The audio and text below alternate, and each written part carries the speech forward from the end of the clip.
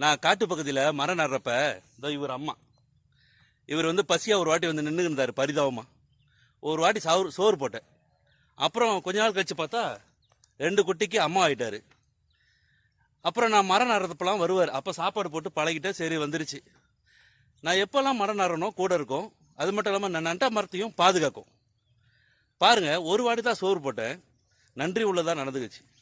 ஆனால் நம்ம முன்னோர்கள் நம்மக்கிட்ட இயற்கை வளங்களை பாதுகாக்க, விவசாயத்தை பாதுகாக்க, பிராணிகளை பாதுகாக்க சொல்லி கொடுத்து கையில் கொடுத்துட்டு போனாங்க.